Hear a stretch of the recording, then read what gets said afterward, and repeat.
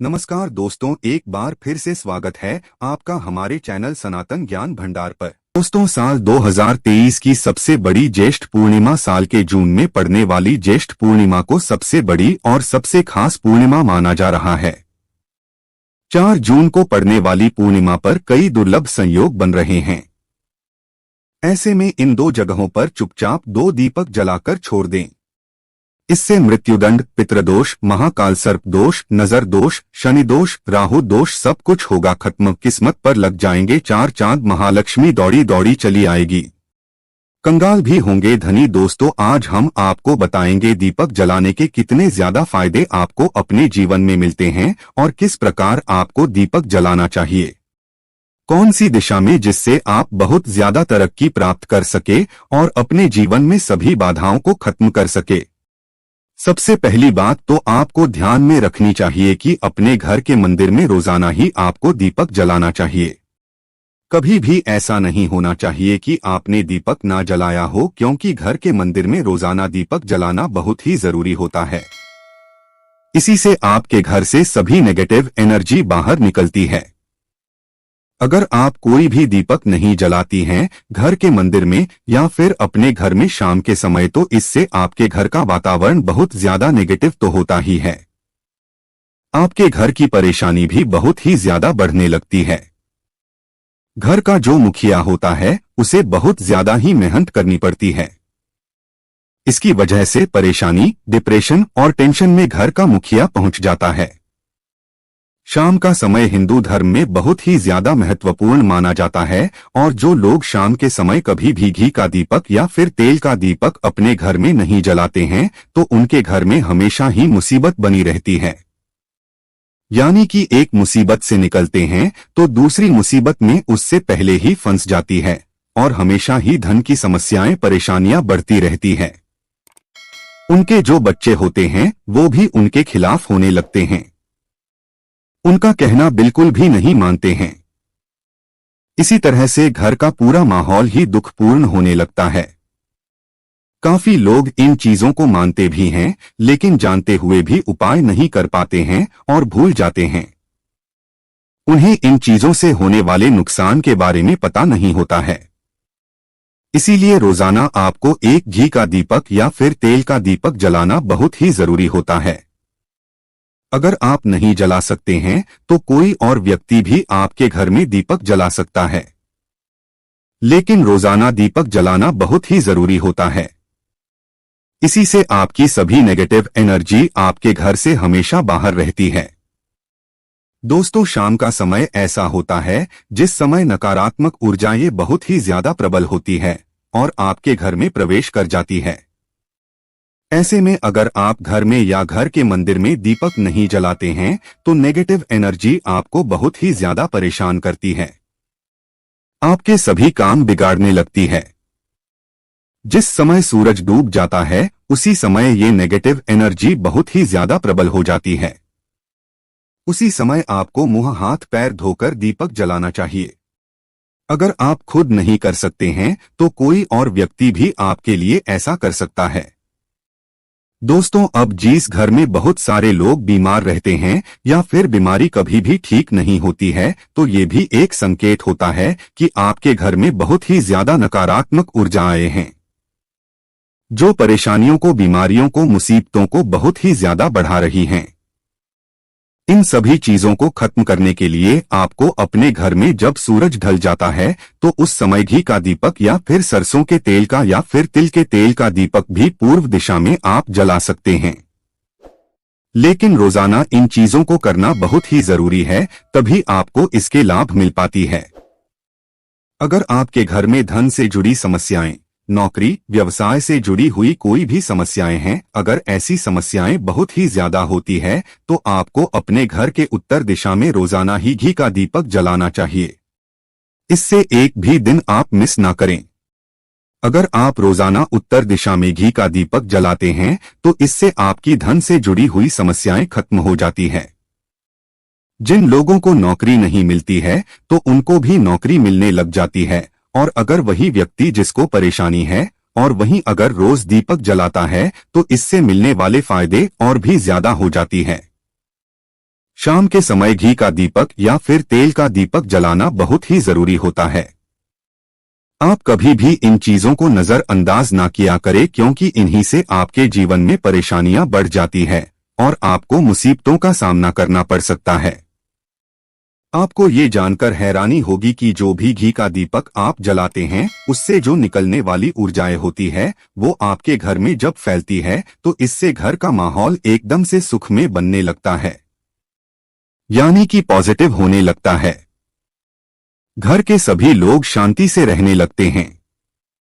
इसी प्रकार से जो तेल का दीपक होता है, ये भी जब जलता है तो इससे आपके आसपास जितनी भी नकारात्मक ऊर्जाएं हैं वो खत्म हो जाती है, क्योंकि इन दीपकों से निकलने वाली जो ऊर्जाएं होती है, धुआं होता है, वो नेगेटिव एनर्जी को बाहर निकालता है और आपके आसपास की एनर्जी को पॉजिटिव बनाता है। तो ये बहुत ही जरूरी चीजें हैं। शाम के समय कभी भी आप इन चीजों को कभी मिस ना किया करें, तभी आप अपने जीवन में सफलता पा सकते हैं और आपकी जितनी भी मनोकामनाएं हैं वो भी पूरी होती है। दोस्तों, हम अपने घर के पूजा घर में पूजा पाठ करते हैं और मूर्ति आदि रखते हैं। दोस्त, मूर्ति का क्या महत्व होता है, आज हम आपको इस वीडियो के माध्यम से बताने वाले हैं। जिस घर के पूजा घर में एक साथ ये दो मूर्ति होती है, वहां पर बनता है राजयोग और दुनिया आपके कदमों में आ जाती है। कहने का तात्पर्य ये है कि आपको सर्व सुख प्राप्त हो जाता है, जिसकी आपने कल्पना की है, जिसकी आपने मनोकामना मांगी है। दोस्तों, घर के पूजा घर में हम पूजा करते हैं, पूजा पाठ करते हैं और पूजा पाठ के माध्यम से कुछ चीजें देखने और मनाने आदि का प्रयत्न करते हैं, ताकि हमें उस पूजा का फल प्राप्त हो जाए और हम उसी अनुरूप घर के अंदर मूर्ति आदि लगवाते हैं, ताकि हम उन देवी देवताओं का सुंदर मुख देख सके और उनका आशीर्वाद प्राप्त कर सके। लेकिन दोस्तों, अगर हम अपने घर के पूजा घर में इन मूर्तियों के साथ अन्य मूर्तियां भी रखते हैं तो निश्चित तौर पर हमारी किस्मत बदल जाती है और देखते ही देखते हमारे जीवन के अंदर की सारी कंगाली समाप्त होने लगती है। दोस्तों, बात करते हैं उन मूर्तियों के बारे में कि आखिर कौन सी दो मूर्तियां एक साथ में आपको रखनी चाहिए ताकि उसका सच्चा सर्वसुख आपको प्राप्त हो सके। और सबसे पहले अगर हम किसी मूर्ति की बात करें तो दोस्तों, अगर आप श्री कृष्ण के भक्त हैं और बाल गोपाल की मूर्ति रखते हैं, तब आपको भगवान श्री कृष्ण के साथ माता रानी राधा जी की मूर्ति भी आपको जरूर रखनी चाहिए। दोस्तों, या भगवान कृष्ण की अगर आपके घर में तस्वीर है तो उसके साथ राधा जी की भी तस्वीर संयुक्त जोड़े के रूप में आपको लेकर आनी चाहिए। दोस्तों, यह प्रेम और एकता की एक ऐसी अनोखी मिसाल है कि जिस घर में इन दोनों की तस्वीरें होती है तो समझ लीजिए उस घर के अंदर किसी भी प्रकार का गृहक्लेश नहीं होता है। दोस्तों, पति पत्नी और परिवारजनों के बीच परस्पर प्रेम रहता है और घर में धन धान्य में अपने आप ही वृद्धि होती है। इसीलिए ये जरूरी माना गया है। अगर आप भी इन मूर्तियों को रखते हैं तो निश्चित तौर पर आपके जीवन में अपने आप ही फायदा प्राप्त हो जाएगा। दोस्तों, कई लोग अपने घर में माता लक्ष्मी की पूजा करते हैं तो सोचते हैं कि भगवान विष्णु की भी पूजा करें या ना करें, या फिर उनकी मूर्ति साथ में रखें या ना रखें। दोस्तों, हमेशा भगवान श्री विष्णु जी और माता लक्ष्मी की पूजा आपको एक साथ करनी चाहिए। दोस्तों, देवाधिदेव महादेव भगवान विष्णु और भगवान ब्रह्मा जी तीनों ही देवताओं को सर्वशक्तिमान देवता माना गया है और त्रिदेवों में भगवान विष्णु जी को पूजा जाता है। तो अगर आप अपने घर के पूजा घर में लक्ष्मी नारायण जी की संयुक्त रूप में पूजा करते हैं तो निश्चित तौर पर आपके घर में दिन दुगनी रात चौगुनी वृद्धि देखने को मिलती है। दोस्तों, इसीलिए आप भगवान विष्णु जी के साथ माता लक्ष्मी जी की पूजा करें। अगर माता लक्ष्मी की अकेली तस्वीर है तो आपको उनके बाएं तरफ भगवान श्री गणेश और भगवान श्री कुबेर जी की मूर्ति या तस्वीर अपने घर के मंदिर में जरूर लगाने चाहिए। अगर आप माता लक्ष्मी जी के बाएं तरफ भगवान श्री गणेश जी की मूर्ति लगाते हैं या तस्वीर लगाते हैं तो आपको निश्चित तौर पर लाभ प्राप्त होता है और देखते ही देखते आपके जीवन के अंदर की कंगाली समाप्त होने लगती है और धन प्राप्ति के लिए आपको लक्ष्मी गणेश जी की संयुक्त रूप से पूजा करनी चाहिए। माना जाता है माता लक्ष्मी धन देती है तो भगवान श्री गणेश रिद्धि सिद्धि का भंडार और वृद्धि का विकास करते हैं। इसी वजह से इनकी पूजा बहुत जरूरी मानी गई है। दोस्तों, कई लोग पूछते हैं कि अपने घर में हनुमान जी की तस्वीर या मूर्ति रखें या ना रखें, या उनकी पूजा करें या ना करें। दोस्त, तो आपको निश्चित तौर पर हनुमान जी की अन्य देवी देवताओं के साथ में भी आप मूर्ति या तस्वीर रख सकते हैं। किसी प्रकार की कोई दो राय नहीं है कि आपके ऊपर हनुमान जी क्रोधित होंगे या नहीं होंगे। दोस्तों, इसके अलावा आप प्रभु श्री राम की तस्वीर भी अपने घर के पूजा घर में रखते हैं, तो आप हनुमान जी की तस्वीर रखें या ना रखें, हनुमान जी के निमित्त किसी भी प्रकार की पूजा या पाठ करना हो तो आप प्रभु श्री राम से कहे। दोस्तों, भगवान श्री राम के प्रिय भक्त हनुमान जी है और निश्चित तौर पर आपको उतना ही आशीर्वाद प्राप्त होता है जितना कि आपको हनुमान जी की मूर्ति या तस्वीर का पूजन करने से होता है। या फिर आप क्या करें, श्री राम दरबार की तस्वीर अपने घर में लेकर आए और श्री राम दरबार की तस्वीर का पूजन करें, या उनकी मूर्ति या उनके किसी प्रकार की कोई चीज आपके पास है तो आप उनका पूजन करें। इसमें सारे देवी देवताओं का आपको आशीर्वाद प्राप्त हो जाता है। हनुमान जी से लेकर माता सीता, भगवान श्री राम और अन्य देवी देवताओं का भी आशीर्वाद आपको प्राप्त हो जाता है। तो निश्चित तौर पर अपने घर के पूजा घर में एक साथ आप ये तस्वीर रख सकते हैं। आपके जीवन में राजयोग की प्राप्ति हो जाती है। दोस्तों, इसी तरह अगर आप अपने घर के पूजा घर में या किसी अन्य स्थान पर अगर कोई तस्वीर रखना चाहते हैं और उसे लगाकर अपने घर में लाभ प्राप्त करना चाहते हैं, तो अपने घर में या पूजा घर में आपको निश्चित तौर पर त्रिदेवों की तस्वीरें या मूर्ति एक ही स्थान पर लाकर जरूर रखनी चाहिए। ब्रह्मा, विष्णु और महेश, इन तीनों की संयुक्त रूप से इनकी एक साथ तस्वीर अपने घर के मंदिर में या अपने घर में कहीं भी लाकर रख देनी चाहिए। माना जाता है कि इन तीनों देवताओं के एक साथ दर्शन करने मात्र से हमारे बड़े से बड़े विघ्न और बड़े से बड़े कष्ट ऐसे ही समाप्त हो जाते हैं। इसी वजह से इन तीनों की एक साथ में तस्वीर या मूर्ति लाकर आपको पूजा जरूर करनी चाहिए। दोस्तों, अब बात करते हैं कि कुछ ऐसी तस्वीरें होती है या ऐसी मूर्तियां होती हैं जिनको आपको अपने घर के पूजा घर में स्थान ही नहीं देना चाहिए। अगर आपने इन तस्वीर या मूर्ति को अपने घर के पूजा घर में स्थान दिया है तो समझ लीजिए कि आपको कंगाली का सामना करना पड़ेगा या फिर देवी देवताओं के क्रोध का सामना करना पड़ेगा। दोस्त, और एक बात बता दें कि मंदिर में कभी भी विषम संख्या में गणेश जी की मूर्तियां ना रखें। जैसे कि 1, 3 या 5 ऐसे रखना अशुभ माना जाता है। 2 मूर्तियों को एक साथ रखना शुभ माना गया है। अगर आप सिर्फ गणेश जी की मूर्ति रखते हैं तो इसके अलावा किसी भी प्रकार की मूर्ति आपको नहीं रखनी चाहिए। दोस्तों, इन्हें स्थापित करते वक्त ध्यान दें कि गणेश जी का चेहरा हमेशा घर के मुख्य दरवाजे की तरफ होना चाहिए ताकि आपको अच्छे और सच्चे धन लाभ की प्राप्ति हो। और इस बात का ध्यान रखें कि घर में अंगूठे से बड़े आकार का शिवलिंग आपको भूलकर भी नहीं रखना चाहिए। हमेशा एक छोटा सा शिवलिंग रखें और इससे ज्यादा शिवलिंग आपको नहीं रखना चाहिए। दोस्तों, वैसे तो आपको अपने घर में शिवलिंग रखना ही नहीं चाहिए, उसके बाद भी अगर आप रखते हैं तो अंगूठे के आकार से बड़ा शिवलिंग आपको नहीं रखना चाहिए। आप छोटा शिवलिंग रख दे। और ध्यान रखें कि एक से ज्यादा शिवलिंग आपको भूलकर भी नहीं रखने हैं। घर में अगर आप शिवलिंग रखते हैं तो शिवलिंग के ऊपर आपको तुलसी भूलकर भी अर्पित नहीं करना चाहिए। अगर आपने शिवलिंग रख लिया है और उस पर तुलसी अर्पण कर दी है तो देवी देवताओं के क्रोध का आपको सामना करना पड़ेगा। दोस्तों, मंदिर में हमेशा अगर आप हनुमान जी की तस्वीर रखना चाहते हैं, आप हनुमान जी के अनन्य भक्त हैं, तो बैठे हुए हनुमान जी की मूर्ति ही रखे। बजरंगबली रुद्र भगवान शिव के अवतार हैं, इसीलिए उनके भी शिवलिंग की तरह ही मूर्ति रखी।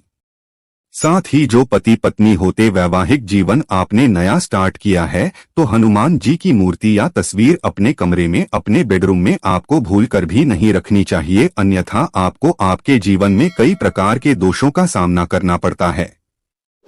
दोस्तों, हनुमान जी ब्रह्मचारी हैं तो इस बात का आपको ध्यान रखना चाहिए।